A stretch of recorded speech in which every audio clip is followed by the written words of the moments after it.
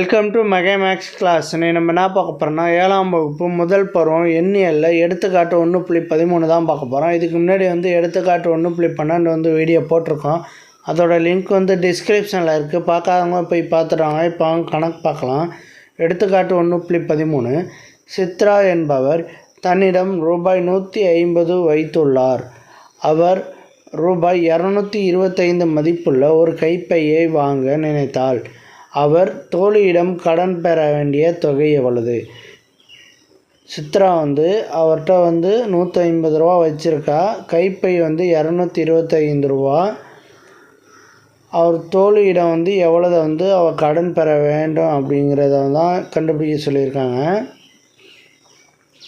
First Chitra எவ்வளவு வச்சுருந்தாலும் அதை எடுத்து எழுதிக்குவோம். ஓகே, இப்போ இது 150லேருந்து 225 கழிச்சிட்டோம்னா நமக்கு ஆன்சர் கிடச்சிரும்.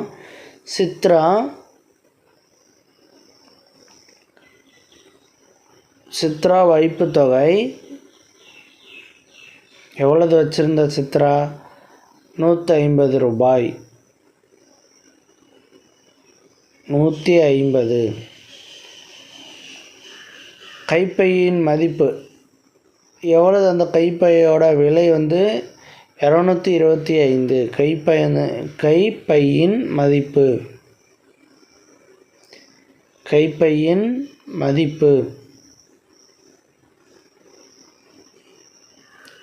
225. அடுத்து தோழியிடம் கடன் பெற வேண்டிய தொகை. கடன் பெற வேண்டிய தொகை இதை தான் நம்ம கண்டுபிடிக்கணும். வேண்டிய தொகை இது கண்டுபிடிக்கிறதுக்கு 225லேருந்து 150 கழிச்சோம்னா நமக்கு ஆன்சர் கிடச்சிரும். 225 ரூபாய் 225 மைனஸ் ரூபாய் 150 ஈக்குவல் டு 225 150 5. இதில் கழிச்சோன்னா 12. 12ல் 5 போச்சுன்னா மீதி 7. 1ல் 1 போச்சுன்னா 0. அப்போ 75 ரூபாய். 75 ரூபாய் அவங்க தோழியிடம் கடன் வாங்கணும். எவ்வளவு வாங்கணும்? கடன் பெற வேண்டிய தொகை 75 ரூபாய். அவ்வளோதான் இந்த கணக்கு. நெக்ஸ்ட் வீடியோவில் பார்க்கலாம். இந்த வீடியோ பிடிச்சிருந்தா லைக் பண்ணுங்கள், ஷேர் பண்ணுங்கள், சப்ஸ்கிரைப் பண்ணுங்கள், அந்த பெல் பட்டனையும் கிளிக் பண்ணுங்கள்.